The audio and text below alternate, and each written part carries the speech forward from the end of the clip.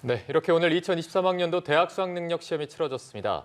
국어는 쉬웠고 수학은 작년보다 어려웠다는 평가가 나오고 있는데요. 네, 수능 난이도 분석과 함께 앞으로 대입 입시 전략까지 이만기 유해 교육평가 연구소장과 알아보겠습니다. 어서 오십시오. 안녕하십니까? 안녕하세요. 반갑습니다. 네. 자, 이제 수능 일찍 끝낸 수험생분들은 지금 나오고 있을 것으로 보이고요. 저희가 네. 앞서 전해드렸지만 국어는 쉬웠고 수학은 작년보다 어려웠다는 평가인데 지금 올해 수능 난이도 어떻게 평가하고 계십니까? 일단 먼저 드리고 싶은 부탁은 오늘 지금 나오는 난이도는 체감 난이도입니다. 네네. 수험생이 직접 푼 것이 아니고 학원 강사나 교사들이 풀어서 느낀 거기 때문에 100% 정확하지는 않고요. 네. 다만 이제 저희들이 느끼는 것은 국어는 지난해보다 쉬웠다. 그러나 수학은 지난해하고 비슷하거나 다소 어려울 수 있다.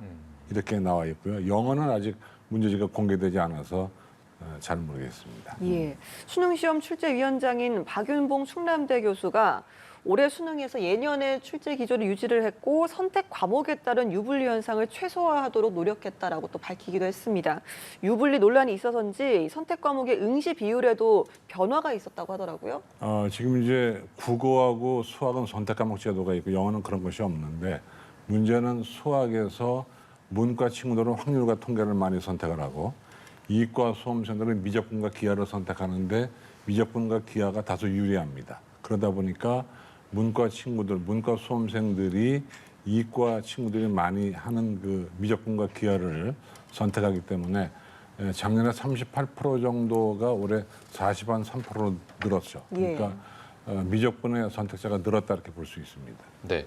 자, 그리고 재수생 등 졸업생, 검정 고시생 비중이 31.1%였습니다. 네. 이게 보니까 26년 만에 최고 수준이라고 하는데 이 부분도 난이도를 산정할 때 어느 정도 반영이 되는지 그렇다면 현역인 고3 학생들한테는 이 부분이 좀 불리하게 작용하는지 어떻습니까? 이제 6월과 9월 모의 평가를 토대로 해서 난이도를 설정하거든요. 네. 그런데 이제 6월과 9월은 졸업생 참여도가 높지 않아요. 그리고 수능에 많이 들어오는데 그러다 보니까 졸업생들이 대체로 성적이 높단 말이죠. 그러니까 졸업생들이 들어오는 걸 간주해서 약간 어렵게 내는 경향이 있습니다. 그러다 보니까 고3 수험생들에게 다소 불리할 수 있다 이렇게 생각이 되고요. 또 올해 평가위원들이 그런 걸 공개적으로 얘기했기 때문에 아마 더 느낄 수 있을 것 같습니다. 알겠습니다.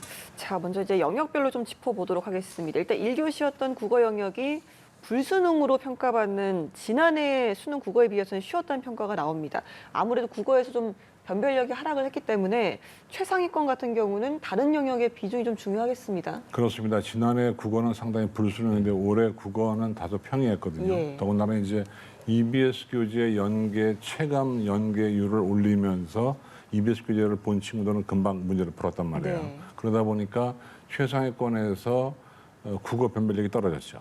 그러니까 당연히 이제 수학이나 영어의 변별력이 올라가게 되는 그리고 사탐이나 과탐의 변별력이 올라가야 되는 생겼기 때문에 아마 그런 분위기가 생기는데 문제는 중요한 것이 그겁니다. 개별 과목으로 대학을 가는 것이 아니고 네. 총점으로 가기 때문에 국어를 못 보거나 국어 변별력이 없다고 해서 불리한 건 아니니까 용기를 내시길 바랍니다. 네, 말씀해 주신 대로 이게 개별 종목으로 가는 게 아니기 때문에 네. 총점으로 가는 거라서 한 종목 망쳤다고 너무 또 좌절할 필요도 없을 것 같습니다. 그렇습니다. 이제 수학 같은 경우를 저희가 좀 분석해 볼 텐데 작년 수준, 작년도 어려웠다는 평가가 많아서 혹은 네. 올해가 또 작년보다 더 어려웠다라는 평가도 있습니다. 지금 수학 같은 경우는 어떻게 분석을 해야 될까요? 수학도 이제 공통 과목이 있고 선택 과목이 있는데 이번에는 공통 과목이 좀 어려웠다고 그래요. 네. 선택 과목 평이했고 그렇기 때문에 결과적으로 보면은 지난해와 비슷하거나 다소 어렵게 이렇게 출제가 됐기 때문에 아마도 상위권에서 수학의 영향력이 높아졌다 이렇게 볼 수 있겠고요. 또 최고 난도 문제는 없었지만은 중간 난도 문제가 어렵기 때문에 아마 수험생들이 문제를 푸는데 상당한 부담이 있을 것 같다 이런 얘기들을 많이 하고 있습니다. 예, 이번 정시 전형에서 수학 점수가 참 중요하겠네요. 아직 뭐 외국어 영역은 문제가 공개되지 않았다고 하셨지만 지난 9월 모의평가에서는 영어 과목이 절대평가로 전환된 이래 가장 또 쉽게 출제가 됐었거든요. 오늘 또 어떻게 1등급 숫자가 예상하시나요? 15%가 넘어갔으니까 네. 상당히 많은 거죠. 그런데 지난해 수능은 6% 조금 넘었기 때문에 네.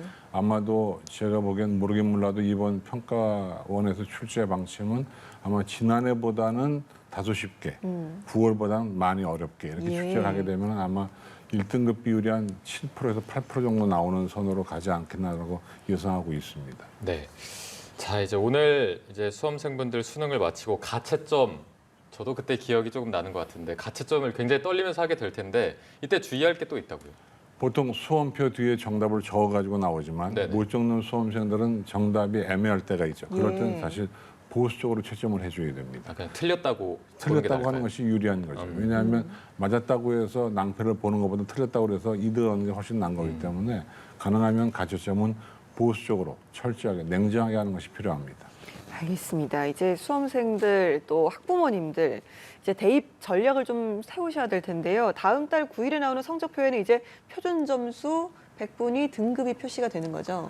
등급은 9등급으로 표시가 되고요. 100분위는 전체 수험생 가원들을 100명으로 간주해서 내 밑에 몇 명이 있느냐를 보는 것이 이제 100분이고 표준 예. 점수는 그걸 다시 선형으로 쭉 배열해서 과목 간 난도를 맞추는 거기 때문에 근데 대체로 원점수는 쓰지 않습니다. 보통 100분위하고 표준 점수를 쓰게 되는데 네. 결과적으로는 뭐라 그럴까요?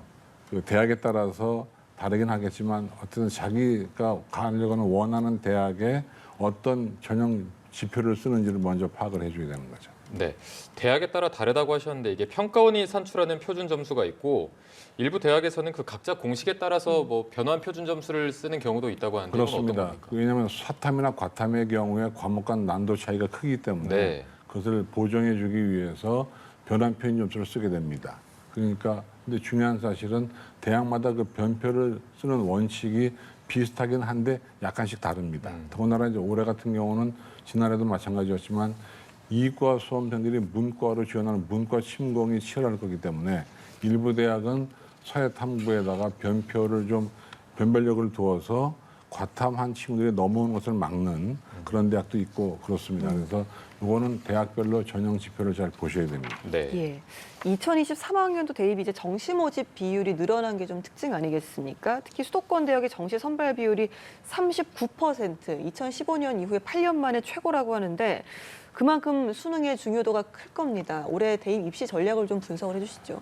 입시 전략은 수능 성적 발표 전과 이후로 나뉘게 됩니다. 이전에는 수능 가채점을 통해서 최저 기준 충족 여부를 따지면서 수시 대학별 고사에 적극적으로 응시하는 그런 전략이 필요한 것이고요. 수능 이후에는 나온 성적을 가지고 수능 반영 영역을 따져가면서 가나다군을 배치해 줘야 되기 때문에 사실은 내가 나오는 점수 가지고도 어느 대학에 가냐에 따라서 유불리가 엇갈리게 되거든요. 그러니까 자기가 지원하려고 하는 대학의 수능 방법이 어떠한지를 공부를 하셔야 됩니다. 그래서 지금은 이제 수능이 올해 끝났으니까 공부의 전략을 EBS 교재를 보는 것이 아니라 대학교 요강을 보면서 공부를 해서 내가 가려는 대학이 어떤 반영 방법을 취하고 있는지 어떤 과목을 취하는지를 알아야 유불리를 체크할 수 있습니다. 알겠습니다. 저희가 오늘 대입 입시 전략까지 살펴봤습니다. 수험생분들 모두 좋은 결과가 있기를 바라면서 이만기 UA 교육평가연구소장과 함께 해봤습니다. 오늘 고맙습니다. 고맙습니다.